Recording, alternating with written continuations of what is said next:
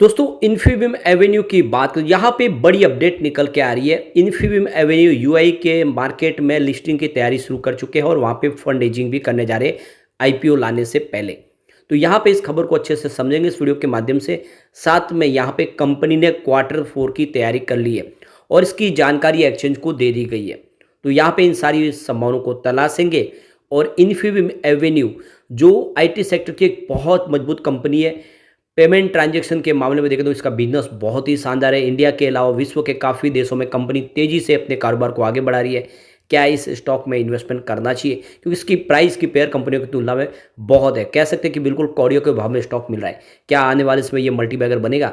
लेकिन फ्रेंड, उससे पहले अगर आप पहली बार हमारे चैनल पर आए तो चैनल को सब्सक्राइब कर दीजिए, एक बेल आइकॉन दबा दीजिए ताकि जब भी नया वीडियो बने पहला नोटिफिकेशन आपको मिले। वीडियो पसंद आए तो लाइक से जरूर कीजिए।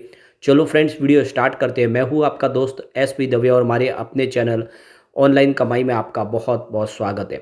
तो सबसे पहले इन्फीबीम एवेन्यू के आज के कारोबार की बात करें। इस समय लगभग 1:15 के आसपास का टाइम है। स्टॉक की शुरुआत पॉजिटिव हुई 35.35 पर, क्लोजिंग थी कल की 34.75 के आसपास। इंट्राडे में 35.50 का हाई भी बना, काफ़ी अच्छी दौड़ लगाई, लेकिन जो लो है वो 34.75 का, यानी पूरे दिन में गिरावट नहीं हुई। कल की क्लोजिंग के आसपास स्टॉक जरूर गया। इस समय 35.10 के आसपास ट्रेड कर रहा है, जहाँ पे 1.01% की तेजी है और बाजार में भी अब काफ़ी शानदार प्रदर्शन हो रहा है। बाजार काफ़ी अच्छा कर रहा है। पिछले कुछ दिनों से यहाँ पे गिरावट का माहौल बना हुआ था। 19 मार्च को स्टॉक 36.30 के आसपास था, जहाँ पे 1.9% की गिरावट हुई। 20 मार्च की बात कर ले तो क्लोजिंग 35.90 के आसपास हुई, जहाँ पे 1.1% की फिर से गिरावट हुई। और 21 मार्च की अगर बात कर ले तो 35.55 के आसपास स्टॉक आया, जहाँ पे 1% की फिर से गिरावट देखने को मिली। और 22 मार्च को स्टॉक आ गया 35.30 के आसपास, जहाँ पे 0.7% की गिरावट हुई। और 26 मार्च को स्टॉक की क्लोजिंग 34.75 के आसपास रही, जहाँ पे 1.6% की गिरावट हुई। यानी पिछले 4-5 ट्रेडिंग सेशन से देखें तो स्टॉक लगातार गिरा था, उस पर आज ब्रेक लगा। वैसे ये देख सकते हो कि 12.85 का 52 वीक का लो और हाई 42.50 का है। फिलहाल ऊपर के लेवल से देखें तो आपको लगभग ₹7 स्टॉक नीचे दिखाई देगा। ऑल टाइम लो रेंज इसकी 6.60 की है, लेकिन हाई 60 की है। तो जो हाई प्राइस है उससे काफ़ी नीचे अभी स्टॉक आपको मिल रहा है, यानी एंट्री का बिल्कुल सही मौका बन रहा है। तो यहाँ पे इन्फीबीम एवेन्यू की तरफ से एक्सचेंज को जानकारी दी गई है।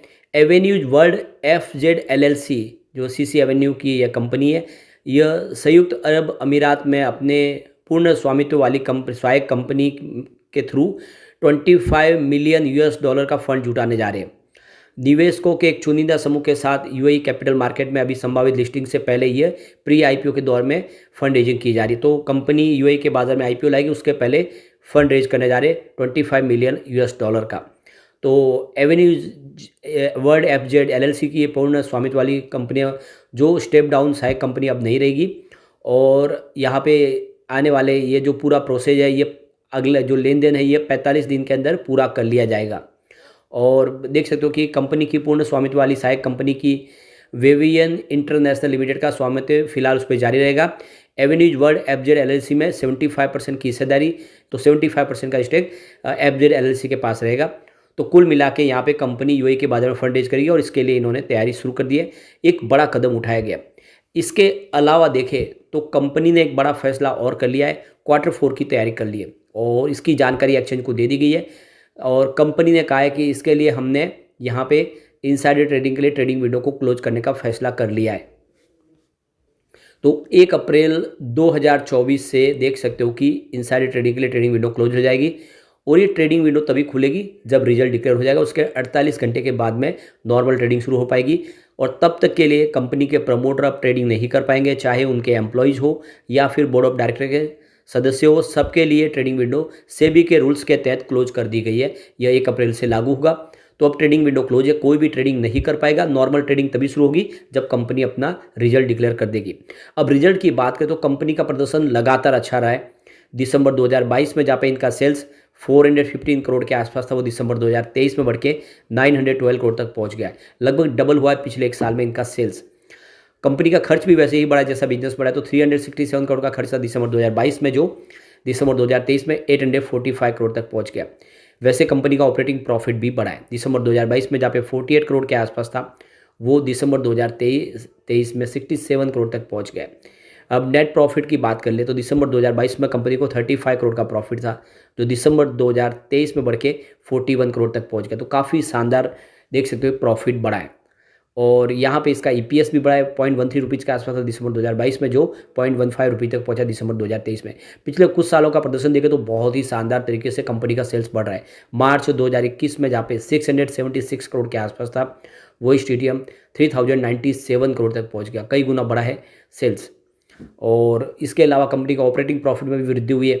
मार्च 2021 में जहाँ पे 142 करोड़ का ऑपरेटिंग प्रॉफिट था पूरे साल का, वही स्टेडियम 233 करोड़ तक पहुंच गया, ज़बरदस्त जंप लगाए।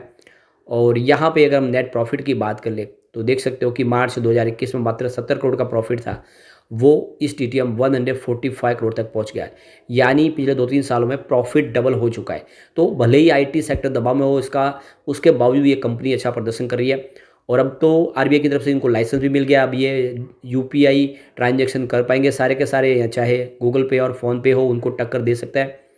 यहाँ पे इसके फंडामेंटल भी बहुत अच्छे हैं। मार्केट कैप 9747 करोड़ का है, करंट प्राइस की 35.10 है, लो इसका 13.10 का और हाई 42.50 का है। स्टॉक का पी 67.20 है, बुक वैल्यू इसकी 11.60 की है और 0.14% का डिविडेंड भी दे दिया, यानी कंपनी आपको अपने प्रॉफिट में हिस्सेदार बनाती है। आरओसी इसका 5.53% है और आरओई 4.09% है और इसकी फेस वैल्यू 1 है। तो देख सकते हो कि फंडामेंटल्स के बहुत अच्छे हैं। कंपनी लगातार अपने डेट को कम करी, ऑलमोस्ट डेट फ्री हो चुकी है। कंपनी काफ़ी अच्छे क्वार्टर रिजल्ट दे रही है और कंपनी का मीडियन सेल्स ग्रोथ 37.2% के आसपास पिछले 10 सालों से, जो बहुत अच्छी बात है। और इसकी पेयर कंपनियां देखें तो आपको यहाँ पे जिनकी प्राइस काफ़ी ऊपर दिखाई देगी, ओरेकल फाइनेंस सर्विस जिसकी प्राइस 8800 के आसपास है, पीबी फिनटेक जिसकी प्राइस 1129 की है, टाटा एलेक्सी जिसकी प्राइस 7648 है, टाटा टेक्नोलॉजी जिसकी प्राइस 1023 है, केपीआईटी टेक्नोलॉजी जिसकी प्राइस 1471 की है, कोफोर्ज जिसकी प्राइस 5589 है, सिंट जिसकी प्राइस 1948 है। तो सभी के सभी स्टॉक आपको 4 डिजिट में दिखाई देगा। ये अकेला स्टॉक है 2 डिजिट में है। तो बिल्कुल यहाँ पर भी मौका है कि बहुत जल्दी 4 डिजिट में जा सकता है और जिस तरह से इसका बिजनेस बढ़ रहा है, ये वाकई में एक बड़ा मल्टीबैगर बनने की पूरी काबिलियत रखता है। ऐसे में लॉन्ग टर्म इन्वेस्टर के लिए बहुत अच्छा मौका है कि इसमें आपको खरीदारी करनी चाहिए। पिछले 10 साल के सेल्स ग्रोथ के आंकड़े देखें तो काफ़ी अच्छे हैं। 10 ईयर के हिसाब से सेल्स इसका 29% है, 5 ईयर के हिसाब से देखें तो 19% है, 3 ईयर के हिसाब से बढ़ के 46% पहुंच गया। तो इस टीटीएम सीधा 84% है, यानी पिछले 10 सालों में सेल्स ग्रोथ सबसे शानदार है।